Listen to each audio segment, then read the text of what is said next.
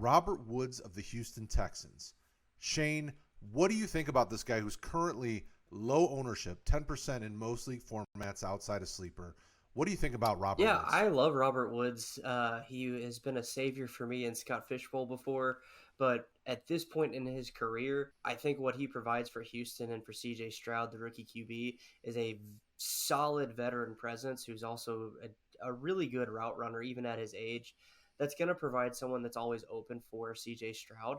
And I think that's why you've got to, like, especially if you're hurting at wide receiver, like you lost like a Deontay Johnson, I would be pretty comfortable going and picking up Robert Woods as a replacement for that.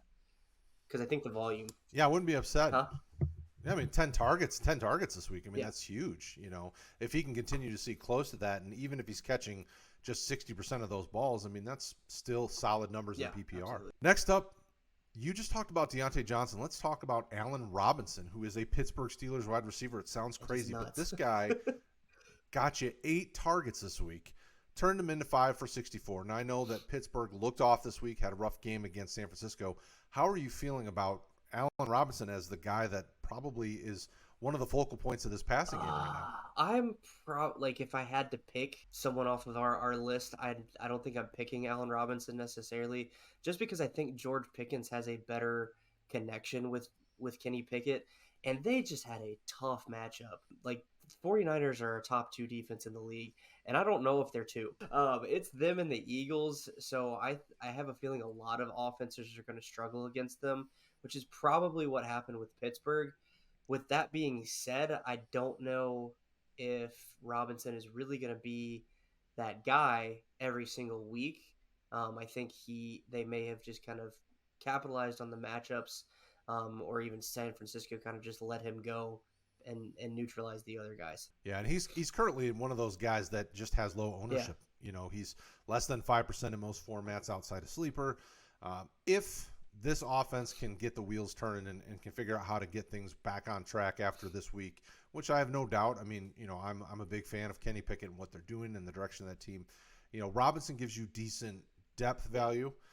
We'll have to see how it goes from here. But of the two so far, I would definitely go Woods and then Robinson if you're putting in, you know, putting in your waiver money. Next up, let's talk about Green Bay Packers. So obviously Watson was out this week. So we know that Romeo Doubs, who was playing hurt, stepped in. But Romeo Doubs and Jordan Love are 2 guys that need to be on your rosters. Jordan Love currently is under 35% roster ownership across Yahoo, ESPN, Sleeper. I mean, he's just not getting on these rosters. And after this first week against a suspect Chicago defense, this team's playmakers showed what they can do. I mean, even Doubs, he got you 2 touchdowns, even though he only got 4 targets. What do you think about this offense moving forward? Look, I'm not going to mince my words here, Brad. I've been a Jordan Love hater since he was drafted by the Packers. But my family is Packers fans, and I texted my grandfather and my uncle, and I was like, "Look, I'm ready to eat crow on Jordan Love. He looked really, really good." And I think what was encouraging for me with Love was the decision making, because that was my problem with him when he was coming out of college. Is his decision making was suspect at best. He was making good throws, good decisions, getting his playmakers like Doubs involved at the right times, and not necessarily forcing anything. So I definitely think, like, if you're looking for quarterback, Jordan Love is a fine option at this point, and he was the best option of the guys that are probably on your waiver wire. And then Doubs, even with Christian Watson, I think Doubs and Love have a good connection. So you need Doubs on your roster. I'm surprised at his ownership, to be honest with you. Yeah, I mean, less than 60% across all the major platforms was crazy to me when I looked at it. I was like, well, Doubs has to be on rosters. Next up, let's talk Rams. We didn't know what to do with Cooper Kupp out. People were looking at Van Jefferson, which is a guy that most of us would have said, hey, start him. Kyren Williams, Puka Nacua, and TuTu Atwell all produced really well and are all under 10-15% ownership in these major platforms. These are guys that it looks like this offense is going to need to utilize if they're going to continue to try to keep the ball rolling. How do you feel about these Rams players? Look, Puka Nacua was the kind of Twitter darling of the offseason as a late round rookie draft pick. So I like him, and especially after what we've seen in week 1, I think you got to go get him. Kyren Williams, I won't say I cooled on Kyren Williams. It's just I cooled on the propaganda. I still think Kyren Williams can be a 3-down NFL back, and I think he proved it today. I don't know why Sean McVay hates Cam Akers. I don't care. If you can go get Kyren Williams, go get Kyren Williams because he's got the talent and the ability to be that 3-down back for the Rams. And then TuTu Atwell, I'm just happy he didn't blow away in the wind. But he actually played really, really well too. And I think what we're seeing outside of Nacua, because TuTu's in year 3, if I remember correctly, Kyron's in year 2. That Sean McVay offense can sometimes be a challenge to understand the concepts and where you're supposed to be. And what we're seeing now is kind of the culmination of, okay, Kyren gets it, TuTu gets it, and they're ready to step up. So if you're asking me to pick one of the 3 guys, I'm going to go Kyren just because I'm a running back harlot. So that's my vote. What about you? Well, and think about what the injuries and things like Jonathan Taylor. I mean, running backs right now are important to make sure you've got some on your roster that you can play. I mean, Aaron Jones got dinged up today. We're still waiting for some updates on kind of what that looks like long term. But just based on what I was seeing on the sidelines, but I don't know. Well, that's a tough thing. So it's like, okay, well, if we need some running backs, there are plenty of running backs that produce that have low ownership this week that I think are guys that we need to target. And Kyren Williams is one of those guys. Cam Akers, I don't expect to have this game every week. I think he will bounce back some, but I still expect to see Kyren Williams involved because they showed that he can do it. I mean, 15 touches and 52 yards, 2 touchdowns. He got targeted in the passing game. I mean, you can tell that they're trying to involve him. So I would definitely go after all these Rams if you need some depth, if you need some help. These guys are all playable because this offense is going to need to use a lot of these different pieces to be if they want to be successful this year. Next up, let's talk a tight end. Let's give you a tight end. Hayden Hurst, Carolina Panthers. 7 targets, 5 catches, 41 yards, and a touchdown. We always hear people talk about tight ends are a rookie or young quarterback's best friend. Well, it showed here. Hayden Hurst was very involved. Carolina needed some help because they've got dinged up receivers, and it showed. Hayden Hurst is the guy that I would anticipate being involved fairly heavily, and this guy's got less than 15-20% ownership in all the major platforms. What say you about Look, Hayden I'm Hurst? the one that put Hayden Hurst on our show sheet, so I really like him. We've seen Hayden Hurst, when utilized as a focal point of an offense, be really, really good, and I think he's got an opportunity to continue that throughout this season, especially, like you said, being that safety blanket for Bryce Young. So I am very, very comfortable with picking up Hayden Hurst, either as a depth tight end, especially with kind of the top guys being out or having question marks about their health, or if you punted tight end and it didn't go well and you're like, okay, scramble the Jets, let's find me a new one. Hayden Hurst is a fine replacement, I think. Yeah, I mean, he's definitely got potential, especially with a young quarterback and questions at receiver the rest of this season. Who knows when Shark comes back? Who knows what's going on with some of these other guys? So I'm with you. Next up is a guy that I don't know that anybody was really with. Zay Jones, Jacksonville Jaguars. Less than 40% ownership, but he was slotting in as like the wide receiver 2 today. Yeah. I mean, he looked like that connection with Trevor Lawrence stayed there. Calvin Ridley did what we expected to do, which was take over the number 1 role, and it left Christian Kirk kind of in the dust at this point. I think Zay Jones has to be on rosters. That's why we have him here. What do you think about Zay Jones? I put him on the sheet again, and I put in our chat, we've got to kind of watch him because I don't know if I'm ready to go pick him up off the waiver wire and start him as a flex at this point. But if he continues to see the volume and have that connection with Trevor Lawrence, I would not be scared to put him in as a flex because I think this offense is going to be really, really good all year long. And you want to grab pieces of good offenses.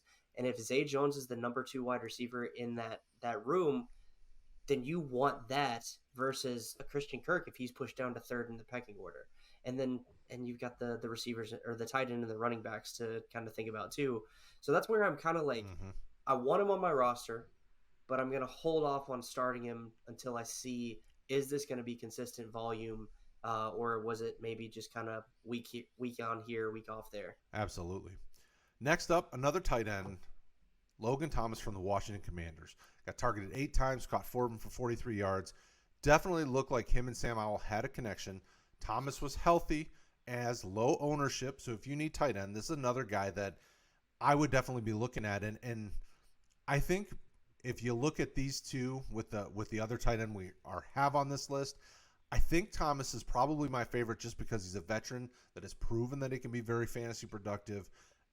With this offense, the way that it's built, teams aren't going to be able to just double one of these other positions, where if Hayden Hurst continues to be targeted heavily, teams will start doubling him up. Well, you can't do it with Washington.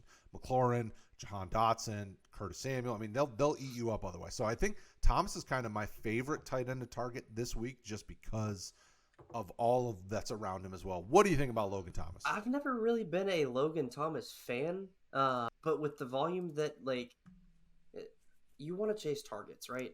And with him getting 8 of those in this game and converting 4 of them, there's obviously that connection. And like we talked about with Bryce Young and Hayden Hurst, Sam Howell's still a young quarterback. I love Sam Howell. I think you know that. But he's got to have that safety blanket. And I think Logan Thomas can easily be that. If Logan Thomas catches 6 touchdowns this year, then you are looking and continues with the, let's say, 6 to 8 targets a game. You're looking at a tight end 1 really easily that you picked up off of waivers. 100%. All right. Speaking of 100%, everybody thought Bijan Robinson was 100% going to own this Atlanta backfield.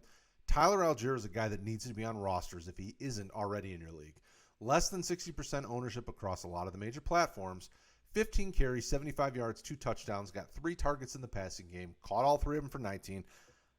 Tyler Allgeier, I mean, I know that he looked good last year. He continued that this year, even with Bijan Robinson. But look at the way this offense is built. Desmond Ridder threw less than 200 yards passing. I mean, they leaned on this running game. This could easily be 2 running backs that you want to have rostered and could possibly play flexible throughout the year. What do you think Tyler Allgeier and this Atlanta offense? No, so before today, the RB2 role in Atlanta last year got averaged, I think, about 10 touches a game. And so we saw in this game, he's getting even more of that. And it's looking like that's how they want to structure their offense. Like you were saying, I'm going to throw Tyler Allgeier into what I call the hyper handcuff category, where he is the obvious handcuff to Bijan Robinson. So if Bijan goes down, Tyler Allgeier steps into that role. But even without that, I think exactly what you said is right. He's flexible right now with the way that they want to run this offense. So I absolutely want Tyler Allgeier if he's available. I am 100% with you. Next up, J.K. Dobbins hurt a lot of people's heart, right? It sounds like he's done for the year. Baltimore running backs are always guys that you want to have on your roster. Now we've got Gus Edwards, Justice Hill, and I'd also keep an eye out. Waiver wires, keep an eye out for free agents. Kareem Hunt, Leonard we know Fournette. Kareem Hunt, Leonard Fournette are still sitting out there without a job. So right now I'm telling you, target whatever Baltimore running back you can, because right now when you look at Edwards and Justice Hill, they're all under 20, 25% ownership. Justice Hill saw a couple of touchdowns. Both of them saw 8 carries. Gus Edwards was more efficient with those carries, had about 4 yards per carry, where, you know, Justice Hill basically got you a yard a carry and 2 touchdowns. What do you think about this Baltimore backfield, and which one of these guys are you I'm leaning on Gus Edwards pretty easily. Even before the J.K. Dobbins injury, Gus Edwards has had a very carved out role in this offense when he's been healthy with the Ravens. It's been in that 130 carry per year range. And obviously there's been games where he's had more because the lead dog, J.K. Dobbins, was down, or even Mark Ingram, I think at one point, was ahead of him on the depth chart. But this team really likes Gus Edwards and I think trusts him. And I think that efficiency is going to lead to more productive fantasy scoring for you out of the 2 options. So I'm going Gus Edwards. What about you? I'm okay with either. I've always been a Justice Hill fan ever since Oklahoma State, but Gus Edwards has definitely been the one they've leaned on. I'm still thinking a dark horse. Like, I definitely think, keep an eye on Kareem Hunt. I know that a lot of teams have brought him in. He does. He just makes so much sense. But I would be perfectly fine throwing some fab at any of these guys and just seeing which one is the guy, because this offense is going to want to use a running back. I know that this week they didn't need to as much, but definitely moving forward, I want some piece of this Ravens running back field because it just always has value. What we are surprised about had value this week was New England Patriots. Pass they threw the catchers, ball too. a ton. Yeah, Kendrick Bourne, Hunter Henry, and Mac Jones are all guys with low ownership that need to be on rosters. Kendrick Bourne saw 11 targets, got you 2 touchdowns. Hunter Henry got 6 targets. Mac Jones threw 54 passes, 300 yards, 300 plus yards, 3 touchdowns, had an interception, a little bit in the running game. I want to tell you that you need to get these pieces on your roster because it looks like they've got some flexible options for you here because these guys are going to be throwing this much. That's huge for you. What do you think about this Patriots team? So I'm going to play devil's advocate a little bit. How do you know off the top of your head how many touches Ramondre got and how much they were running the ball? And the reason I ask that, I hope is pretty obvious, is that Ramondre was coming in with a stomach bug. And so if Ramondre is not at full health, then I think they would obviously have to lean on the passing game a little bit more. Now, the caveat with that is anybody that gets 11 targets, you need to go and put in a waiver claim for them because that's absolutely ridiculous. I don't care what you think of the player. If he gets 11 targets, go put a waiver claim in. And then Hunter Henry might be one of the most disrespected tight ends in the league. That dude produces consistently every single year. And it's not like the most sexy production, but it's tight end. It's a hellscape. So if you have someone that's going to give you consistently 6 targets a game and they can get 40, 50, 60 yards, I'm perfectly fine with that at the tight end position.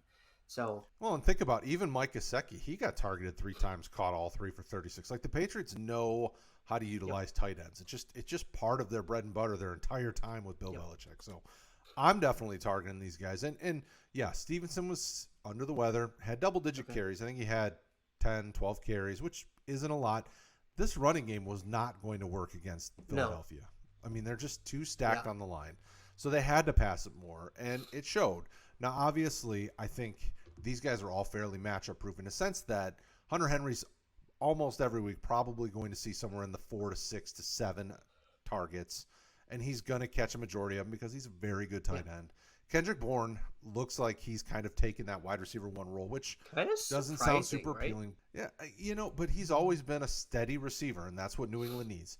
Can run the routes and be a steady receiver, not going to drop you a bunch of passes. So I'm targeting these guys as back-end stashes, and Hunter Henry's probably going to be able to start for me if I didn't draft well with my tight ends. It just is what it is. All right, we're going to finish it off with 3 running backs that you need to add. First up, Josh Kelley from the Chargers. Was really surprising here, but 16 attempts, 91 yards, and a touchdown. Kelley was a guy that if you followed us years back, I was a big fan of, and then he went silent. Then they drafted Isaiah Spiller. And then he kind of went by the wayside. But this guy got a ton of touches. This offense is going to be good all year, going to be high-powered. Kelley's a guy that I'm grabbing and I'm stashing to see because I could probably use him in my RB role, flex role if I need be. What do you think about him? I did not know that this was his stat line. I'm very surprised by this, but I am very comfortable putting in a waiver claim for Josh Kelley. The Chargers, God, it feels eons ago, but they've shown the ability to have 2 fantasy relevant running backs. Now, it's been a while since they've done that, but they had Melvin Gordon and Austin Eckler at one point. And I feel like they've been trying to get back to that for a long, long time. I don't know, Josh Kelley's been on the team for 4 years, I think. So I don't know what happened today to make it actually succeed. But Josh Kelley is one of those guys who he's a very solid handcuff. And if you go get him and then they continue to use him like they did today, he's flexible, easy. 100% with you. Next up, we got to go to the Colts, right? We know Jonathan Taylor's out. Deion Jackson didn't look amazing. Shocker. What they had going on there, Evan Hull got hurt. It looked like, I don't know exactly the significance of the injury or how long it may be. Zack Moss, we anticipate that he will be back soon. They need a running back. So if they don't grab somebody and if they're waiting for Jonathan Taylor to come back, Zack Moss is the guy that you can get for $3.99 right now. Dude's sitting out on waivers. Grab him up. He gives you some depth. He gives you a guy that they were going to lean on, right? They were going to try to find a Taylor move and let Zack Moss just be RB1. What do you think about Zack Moss? I hope this isn't too bold or rude, but I don't know if I'd waste a waiver claim on Zack Moss. Yes, the Colts need a running game, but Zack Moss has just been at best inefficient in his career. So I don't know if even if he's getting the volume, it'll matter enough to be fantasy relevant, which sucks, but that's my thoughts. What are yours? Well, and so I guess, okay, so if you don't like Zack Moss, are you, what, a Jeff Funk guy? Like, what are you doing to attack this Indianapolis I don't running know if game? I'm touching it. That's, to be honest. And that is perfectly fine to have that answer, because there'll be people that watch us that go, oh, I didn't like what I saw. I don't want what they have. Their best running back's Anthony Richardson, and I'm going to move on. Which, on the day, he was their best running back. Got you 4 yards a carry and a touchdown. Got 40 yards on 10 touches. Outside of that, 1 yard per carry. 1.1 yards per carry, Deion Jackson. 5 yards a carry, Jeff Funk, but he had 2 carries. And then Evan Hall had 1. He was mostly, he had 1 carry, 1 catch. So the reason that I would say a Zack Moss, or keep an eye out, maybe Indy's a dark horse to go grab a running back, they need to limit how much Anthony Richardson does. Right? And near the end of that game, he went out with a knee bone bruise, it sounded like, because he was just trying to be Mr. Do-It-All. So you got to think that they try to get some running backs involved a little bit more and lessen that load. Maybe he still sees 5 to 7, maybe 10 touches in a game if need be, but I got to think that there's something there that they would want to get a running back involved. So I had my bet on Zack Moss coming back and being the guy that they would use until Jonathan Taylor. You got to keep an eye on the situation. I saw a rumor that said JT was going to try and be back in week 5. It could just be that, just a rumor. Yeah, he's in the. But I thought I saw that. Well, and he's in the building rehabbing, so he's with the team, so he's at least trying to. So I would think that if he can be back, but if you're scrounging for running back help and you're hurting because J.K. Dobbins, because inefficiency with Cam Akers, because whatever the case may be, this would be okay. So it sounds like on our list, this is the bottom of the list for somebody, but it's still keep an eye out on the Indianapolis Colts running back room. Roschon Johnson from the Chicago Bears, 5 carries, 20 yards, a touchdown, 7 targets in the passing game, 6 catches, 35 yards, less than 25% ownership. I think this is the guy to look at for the foreseeable future as the kind of most valuable Chicago running back that you can get for cheap on the waiver wire. What do you think about it? I am very, very excited about this, actually. This would be the guy that I'd be going to, probably outside of Kyren and Allgeier, this would be the guy that I'd be making sure I have a waiver claim in on. Because, what we know about Roschon coming into the league was that he could very easily be that 1 and 2 down back where he is pounding you. Because he's a specimen. He's a monster physically. But the fact that he got 7 targets in the passing game shows that he's a capable receiver and expands his usability within the offense. And I think it also shows that Fields trusts him. And tight ends and running backs can be that safety valve for young quarterbacks. Justin Fields, he's still young. And I'm not the biggest Fields guy. Don't tell Rick. But that gives him another safety blanket within the offense to, when things break down, he doesn't necessarily have to use his legs and potentially hurt himself. He can dump it off to Roschon, and Roschon's capable enough to go get you some yards. He almost scored a touchdown, too. I don't know if you saw that play, but he almost scored a really nice touchdown off of a catch. Well, Herbert and Roschon can both be playable for you. Herbert got you, I think he had 4 or 5 more carries than Roschon, and he had 5 targets. He might have had 5 catches, one of the 2 numbers. They were both very usable. Roschon got a touchdown, which made it look even better. And as you said, a potential second possible in the receiving. They both are guys that you can use. But Roschon is a guy that's sitting out on a ton of waiver wires. I'm definitely targeting him. I think he's a really intriguing prospect that could come in handy as a flex option if you're in need of some help.